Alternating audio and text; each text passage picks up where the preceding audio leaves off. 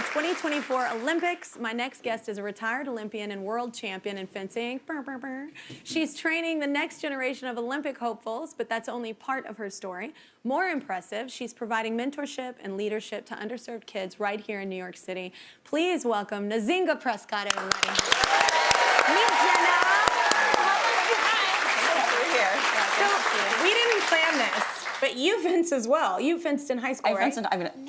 Fenced in high school. I know, but I didn't even know what fencing really was in high school. Like, it wasn't like a thing, like an opportunity for me as a kid. I never even knew about it. So I find that incredible that you both did that. I went to, for like a heartbeat, a private French school, and then I transferred out. But they were very into fencing, and I liked the outfit. Yeah, it's pretty chic. That tracks. It's very chic. But you grew up fencing, right? I did grow up fencing. So I grew up in Brooklyn. I grew up in an area of Brooklyn called Flatlands, which is right outside of Flatbush. Predominantly Caribbean. My mom raised my sister and I, and she always put us in a lot of sports. She's very socially conscious and really believes in Black excellence. And so she learned about Peter Westbrook, who was a 6-time Olympian and bronze medalist at 1984. And so he was sending a lot of inner city youth to the Olympics. And so she was like, perfect. Going to send my girls there. And so we commuted from Flatlands, which is in the outer Brooklyn, all the way up to Chelsea, Manhattan. And as I was getting good, it was 4 or 5 times a week. So it was quite a commitment. It was pretty successful. You have a super mom. I have a super mom. Yeah. Bless my mommy. Yeah. She's so and great. You said she's a single mama? She's a single mom. mom. Oh my gosh, holding all that down and taking you to all those things, that's a lot. Right. And from there, I was able to work with the Olympic coach since I was 10. And that allowed me to win world championship medals, go to 2 Olympics, and, you know, have a really phenomenal fencing career. Next year, I'll be in the Hall of Fame, so that's Oh my awesome. gosh, congratulations! That's incredible! Yeah, an incredible journey. Fencing has really changed my life a ton and enabled a lot of opportunities, so it's... And it builds, I think, for kids, when you find something, I always say this on the show, but when you find something you're good at and you feel good about and special, it gives you a different level of confidence. Confidence, right. And that you can do. Yeah, and you take that with you everywhere. So that's been... it totally transfers over in other parts of your life. I agree. So explain fencing, because I had to do it, like I said, for The Voice one time, and I was like, I'm sorry, what? You want me to what? You know, explain that if nobody had ever, like, heard of it, which a lot of people haven't. Like, it's incredibly technical. People call it athletic chess.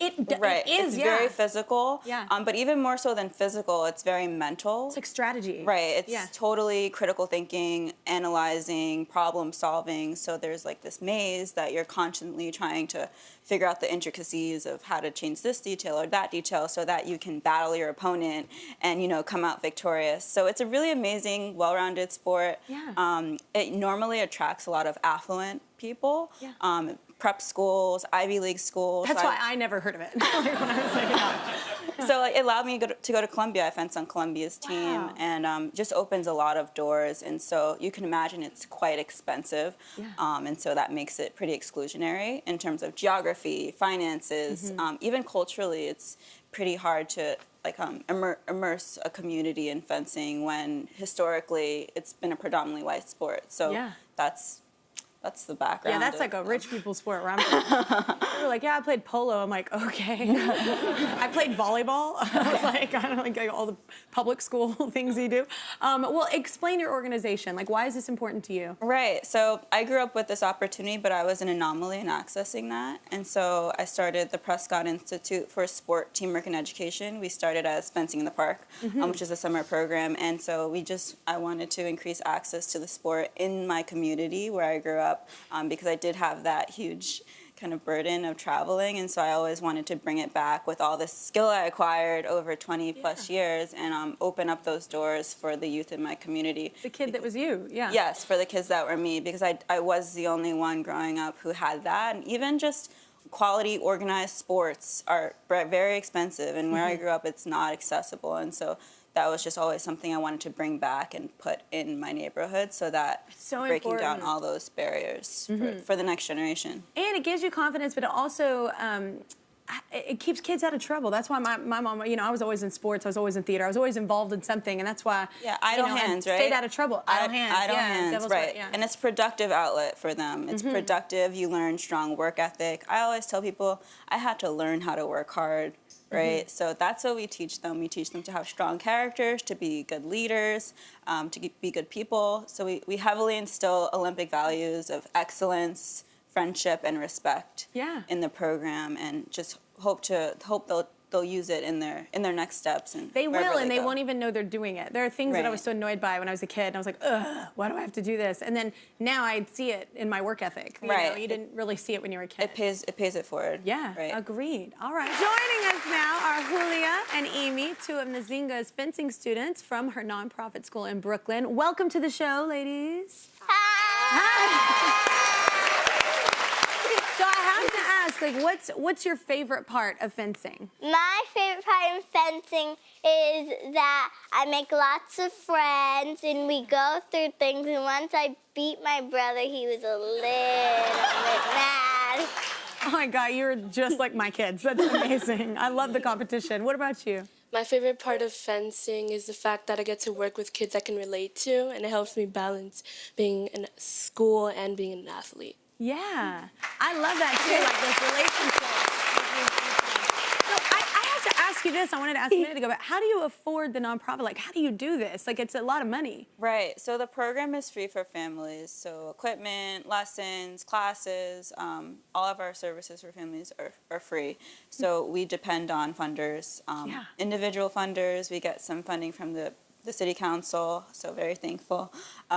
Some corporate sponsors, so I'm an employee at Ernst & Young, EY, so they've been very supportive of the program, allowing me to work full-time on building it. And then Ballet's Corporation has been super helpful. And then nonprofits, like Women's Sport Foundation has been really incredible. We're actually going to be there later today to accept an award. So it's really a community effort. I'm very active, and the team's very active to find funding. And so we're not yet going national, but hopefully this year we'll go to the nationals, and then from there it's international. So it's the only thing holding you back really the financial part of it when you say nationals? Financials are, like, we all work very hard. I was the kid that went on scholarship to anything in high school, like, because we didn't have money. So this matters. It really matters. And it really does change a person's trajectory, like their life. Exactly. So we're trying to give them the best, and they deserve the best. So absolutely, we depend on the community.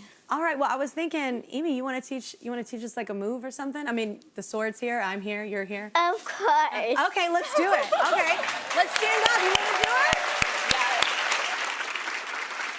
I heard there's a specific way we're supposed to get a sword. Is that right? Well, first things first, you can never have the tip be in the air, right? Okay. Because that's a safety hazard. So you want to keep your tip down. And I think Emi knows how to hold the foil pretty well, so she can show you. Okay. Do you want to show us on guard? Okay, so we're going to do the advanced lunge. So I'm going to put my foot forward and then bring my other foot. Then we put the pressure on my other foot and you lunge. Ooh, looks like a workout, Emi. Okay. Okay. In heels, that's a plus. That's all right. That's all right. We're women. We do it all the time. So what about, when do I get my sword? when do I get that? Are we going to play with that? We're not going to play with that? Okay, I want one. I was like, can I have one? Do you have to you grab it a certain way, right? One. Yes. Okay. So grab it it's facing down. It's called a pommel. Well, I'm the host. I have to hand them out. Yeah, I was like, here we go. There you go. Oh, thank you, Miss. I'm a good host. I'll grab one too. Okay, so you stand like this, right? And your foot is perpendicular? Yes. Okay. So you have to bend your knee. Oh, sure. Okay. Ooh, that looks good. Seems like a workout. And then you just lunge?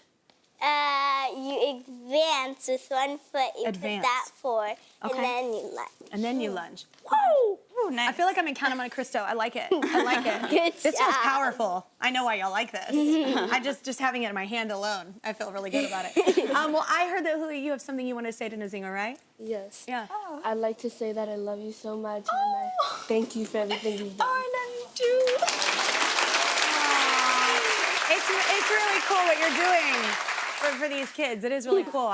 That's still not just lip service. Literally, people that helped with scholarships and helped me give me opportunity is the reason why I'm here. So we actually have something for you. I love that. So we actually have something for you. So Radical Fencing is an NYC-based fencing sport equipment company bringing beautifully crafted products and innovative designs to fencing. To continue supporting PISTE, they're donating a $5,000 gift card just to help out with all the equipment.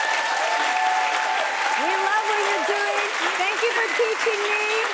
I can now advance. I like it. Look at you. You were like, I'm ready, girl. I think it's time for a battle on guard or something She like was that. automatic. She was like, what? Before we go, I want to give a quick shout out to Maria, our assistant associate producer, who brought us this story. She's actually one of our newest team members as well as a fencer herself, I found out in a meeting. So she helps volunteer with PISTE. Great job, Maria. We love you. I loved finding this out about you.